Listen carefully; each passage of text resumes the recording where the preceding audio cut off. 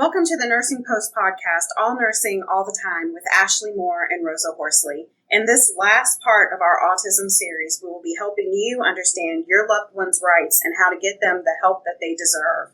There are a lot of nurses that do not know how to navigate the system to get their patients extra help. And with the understaffed offices, if they do know, they're unable to help with the tremendous amount of work and effort that is needed. Therefore, patients are left falling through the cracks.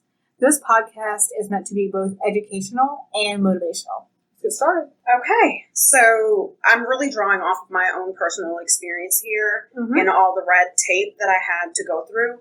I don't want people to listen to this and think that I'm what's the reference? Guru. Yes, the end all be all. These are just my experiences in the state of Virginia. Right.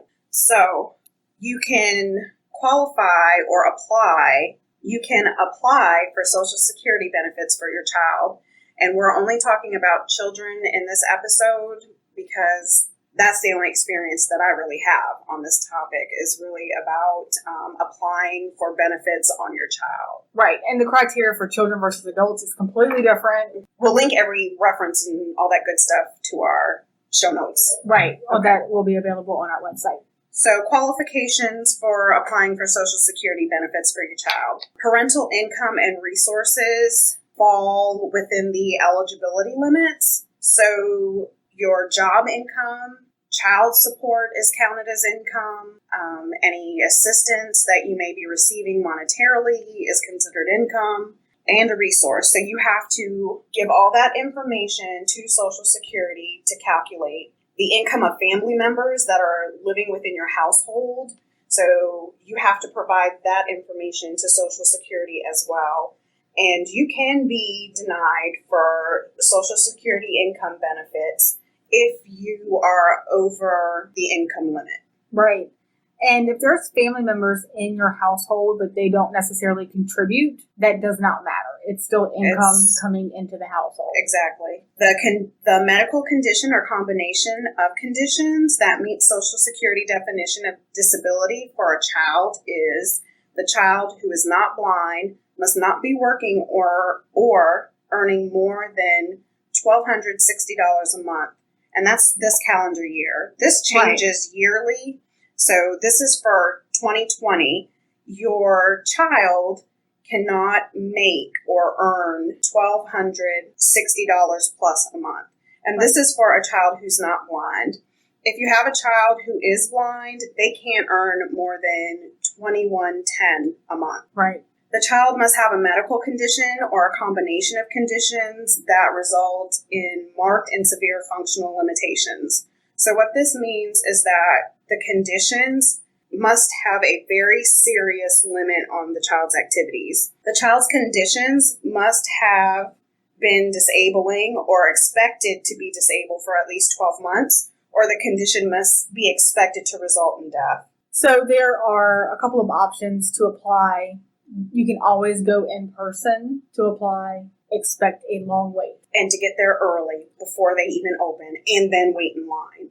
Yes. I've been once when I had to go to the Social Security Administration for a new Social Security card. And I got there about 30 minutes early before they opened. And I know you weren't the first one in line. I'm good. I thought, I'm early. This is 30 minutes. I'm great. Oh, no, ma'am. I was not. I'm sure you were probably in the middle somewhere. I was in a line. I just looked and I would just sat there for a second. I'm like, maybe if I wait, nobody else will come.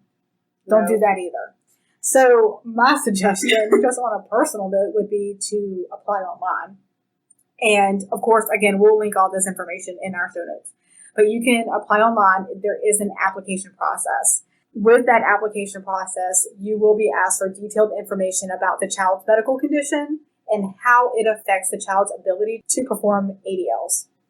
Social Security will request doctors, teachers, therapists, and other professionals who have information about your child's condition for all of that information to be sent to them. And then medical records that actually have a diagnosis that supports the reason that you're applying is always going to be more helpful. There is a toll-free number that you can call for federal. That's 1-800-772 1213. And I've never called that, but if it's anything like going to the Oh my God, calling the IRS. Yeah. I don't know. Again, online may be your friend. So some benefits that are included in SSI when you're filing for disability include income, a stipend. Right. And it's very important for me, I think, to share that this stipend is meant to only be used to maintain the child with the diagnosis. So that includes shelter, housing, utility bills, transporting the patient back and forth to appointments. You can't use it for a vacation.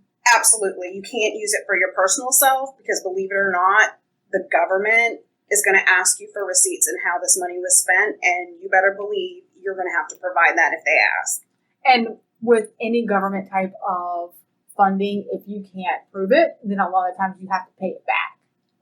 And lose it. Right. So you'll probably lose it and have to pay it back. Exactly. Because, of course, they're like, oh, well, you didn't use it for the proper. Well, it's a form of fraud.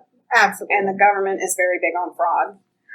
You also receive Medicare and or Medicaid benefits because you can actually have both when you have one or the other for filing for disability. If, say, you applied for this and you don't get it because you're over it, that happens, and a lot of times the bar is kind of set pretty low when it comes to government assistance.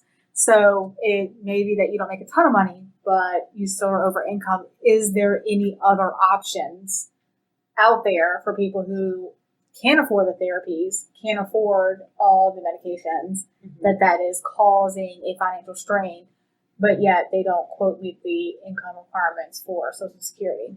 So another resource would be the Department of Social Services.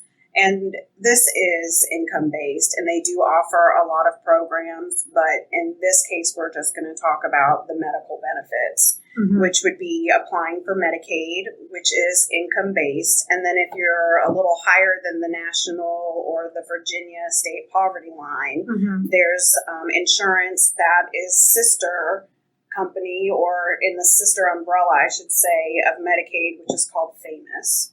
Right, and that may be something where the people who work at the Department of Social Services should be able to lead you down the right direction based on that. Just because they should do it doesn't mean that they do. Absolutely. So this is why it's so important, and we're trying to put this episode out is so that you're informed and that you can make informed decisions, because it's very overwhelming to get a diagnosis of autism and then having to figure out what to do next. So we're hoping that this series helps you navigate the systems and the red tape. Right, because it's not just about asking questions, it's about asking the right questions to the right people. So let's say you're still over the income, so you were denied for Medicaid and FAMOUS. I was referred by the pediatrician's office to contact the Virginia Department of Health. So this is statewide, and I'm sure it's different from state to state. And I'm not sure if this benefit that I'm about to talk to is established in other states. I can only talk about the state of Virginia. So you call your local VDH and you explain to them that you're seeking to apply for a Medicaid disability waiver.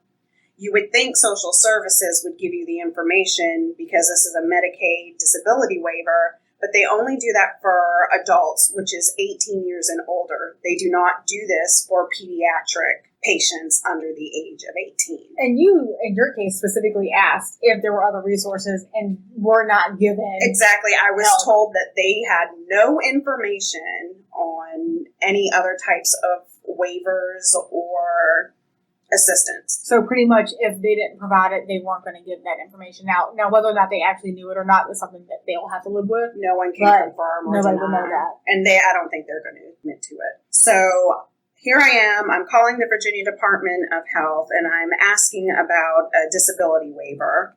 It's a form of Medicaid, and it's not based on the parental income. It's based on the disability of the child, along with the care and the services that are needed to treat and maintain and develop the child. There are many different types of waivers And you can look this up. We'll link everything in and reference everything in our show notes like we always do.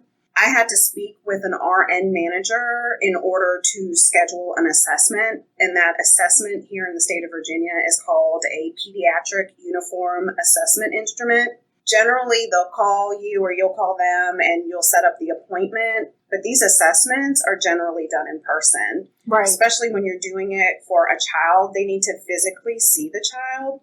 So you may be asked to go to their office at the VDH, or you may get a home visit like I did. I had a home visit appointment to verify I am who I am and that they can physically lay eyes on him during the appointment.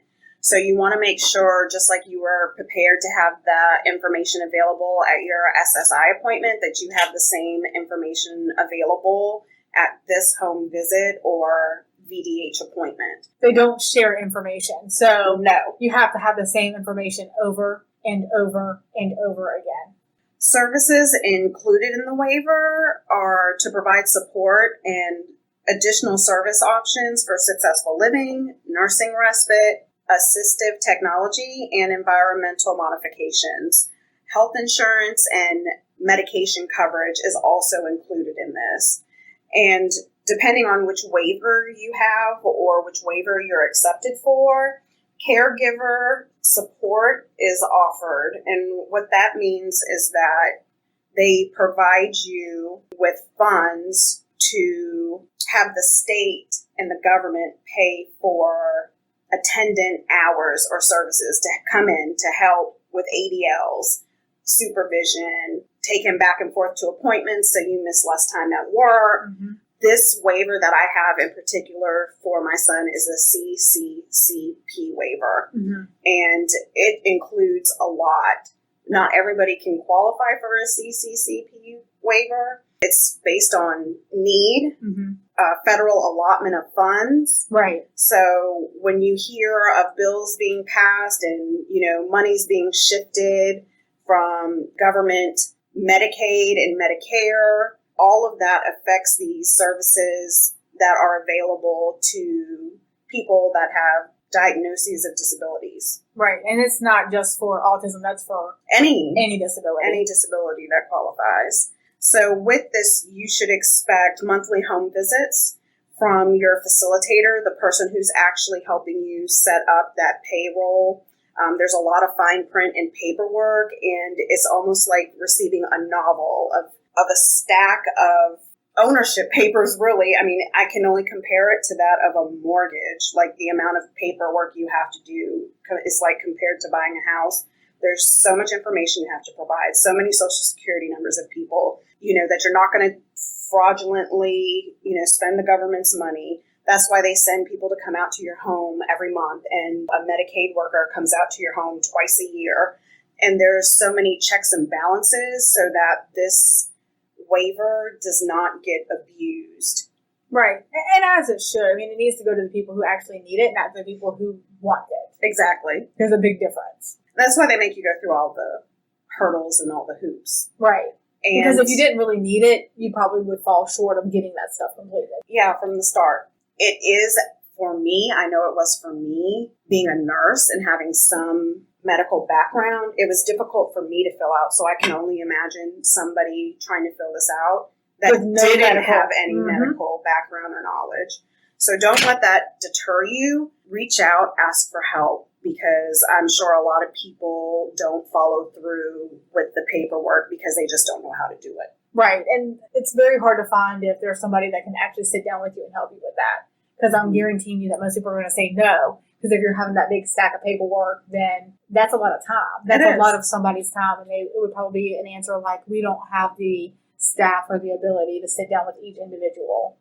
So you may have to get a family member to help you. And that's okay. It is okay. So there's a little bit with nutrition and over-the-counter medicines that these specific waivers can help with, right? Yes. So apparently some forms of Medicaid do not pay for over-the-counter medications, and they don't pay for nutritional supplements, for instance, Pediasure. My son was recently diagnosed with a failure to thrive diagnosis, mind you, he's 13, and any diagnosis of failure to thrive, it doesn't even depend on the age. It's a very serious diagnosis.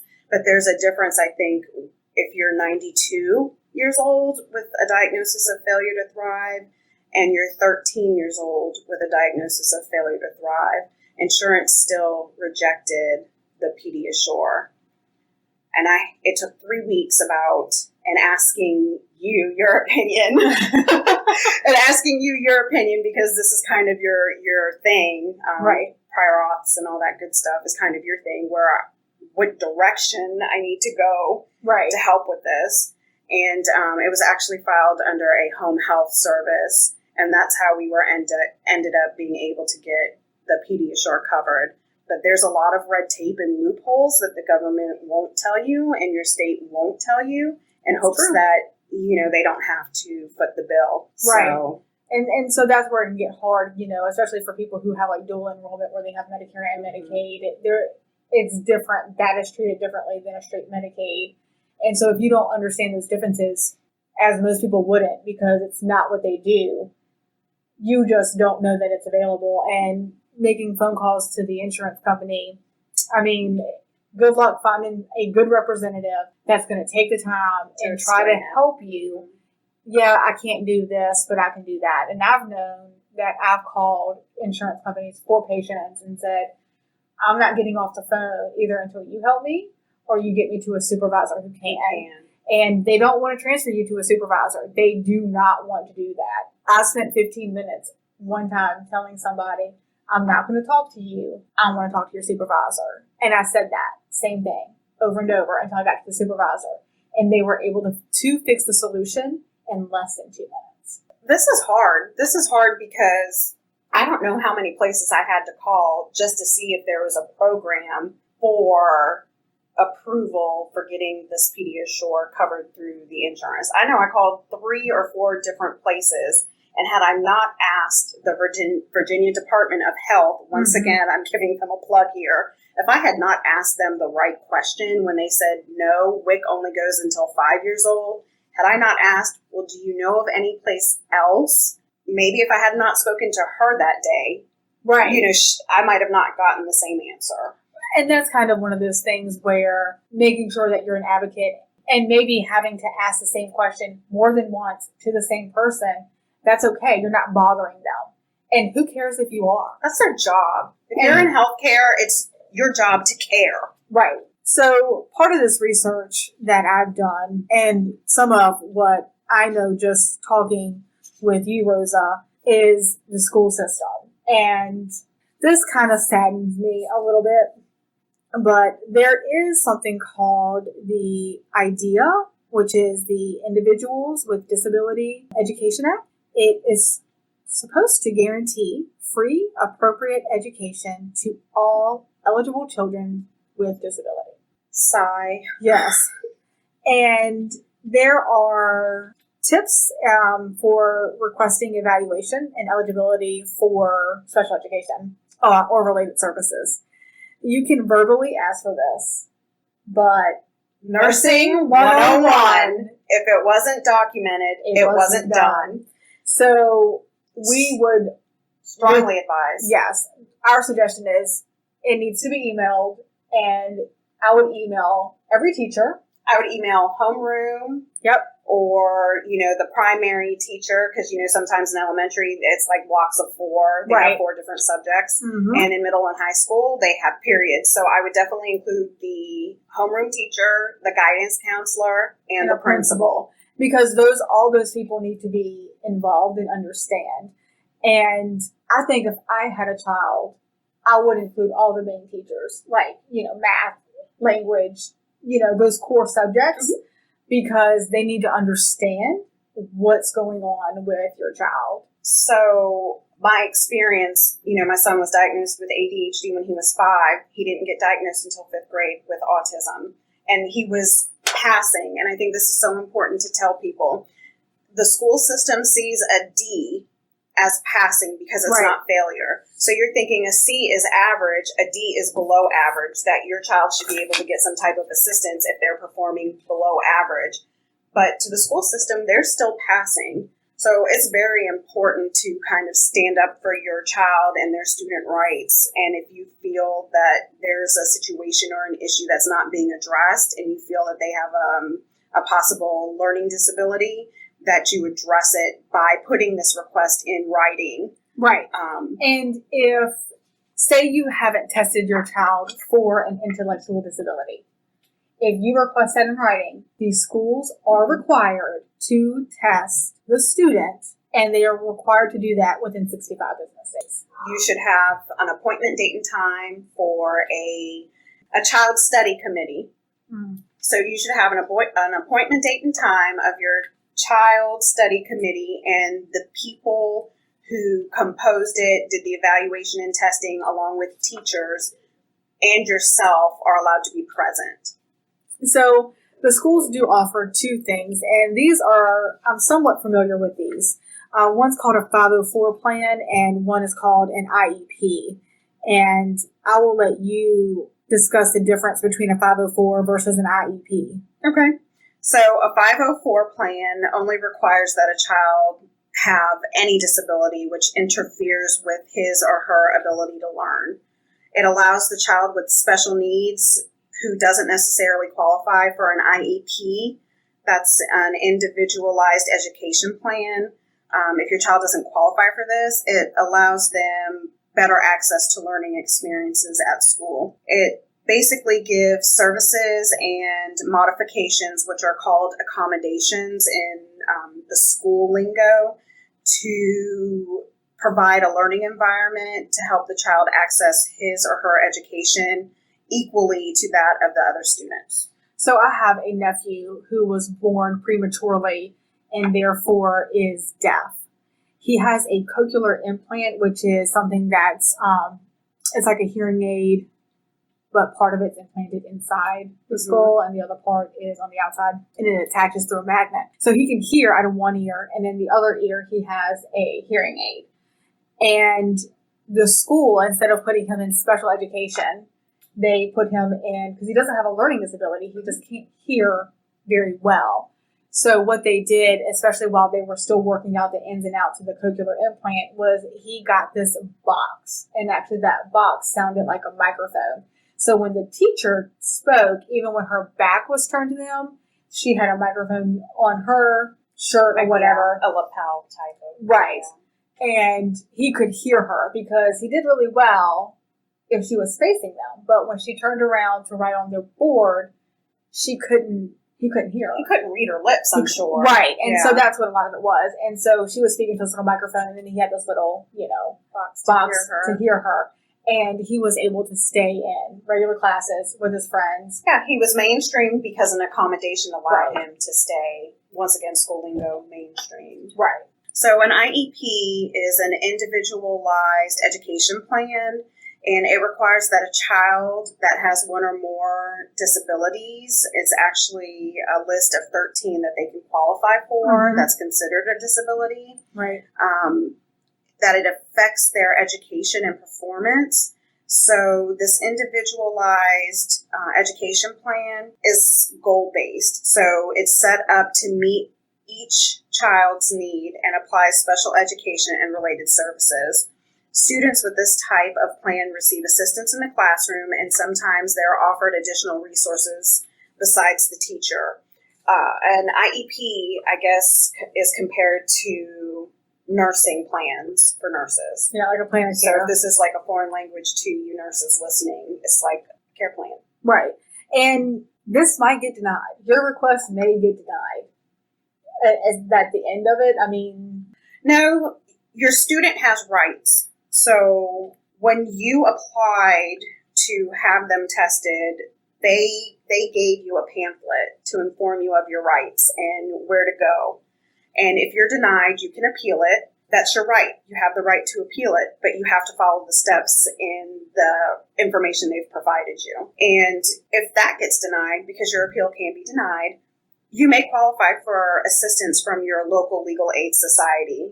I did not know this until I thought I might have to go down that avenue, that legal aid helps with IEPs. Right. So that's which is kind of sad.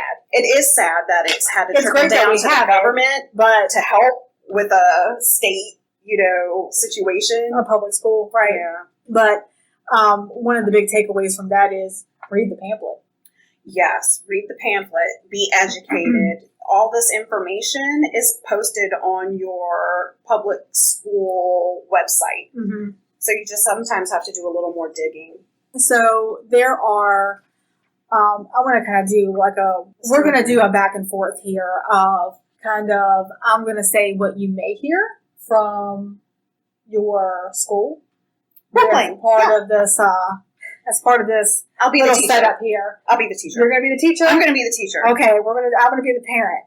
So we have applied, and now you're having a meeting to talk about what the assessment has shown. And this is going to be very common. Yes. You'll hear these a lot if you haven't already. Your child's passing their classes. They don't need services. IDEA, which is the act passed by the government, states that a child may need special education even though the child has not failed and advancing from grade to grade. So the fact that they're not failing does not mean they do not qualify for special services. We're going to remove some of the services you've received since your child is doing so well. Well, for my child to continue doing well, they need to continue the service. And there is a stay put rights that prevents you to remove services until I have challenged this and it's been settled. We need to try response to intervention before we give your child special education services. The term remediation is not the same, and the U.S. Department of Education has reminded schools that RTI cannot be used to delay or deny services. Your child's issues are emotional and behavioral, not academic, so we can't offer an IEP. Under the idea, if they have a disability in one of the 13 categories, Category 4 is emotional disturbances, and Category 9 is other health impairments, which can cover ADHD, you can offer an IEP. We don't have the money. The U.S. Department of Education says even if schools have budget concerns, that doesn't change their legal obligations to provide for your child. We don't provide that service. Recommendations from doctors and other service providers, such as speech therapists or occupational therapists, need to be considered. Special education is only provided in the resource room. IDEA students must receive special education services in the, quote, least restrictive environment. I consulted with my supervisor. The IEP team makes decisions about a child's educational needs.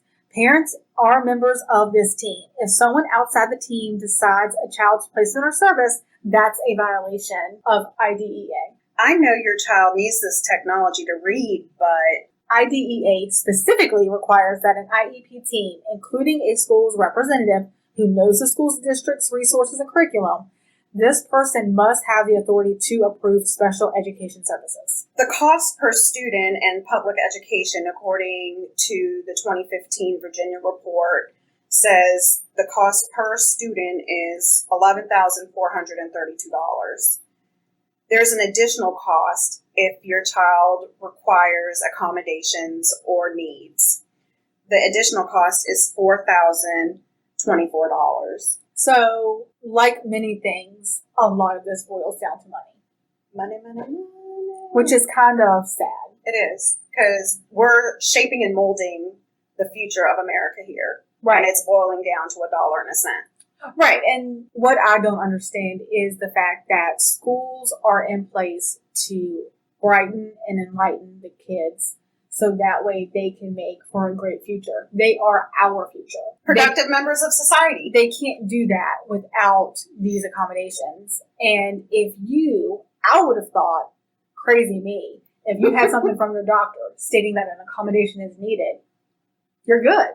You have something that states an accommodation is needed, that's a medical professional who understands your child. That should be all it takes. It should be. But it's not. Unfortunately, it's not. And it seems like it's not by any of the stretch of the imagination. So once they've graduated, you're finished with the school back and forth, and they're trying to transition into adulthood. A lot of things may come up. As a parent, I think of my son's future daily, and sometimes I think about it a few times a day.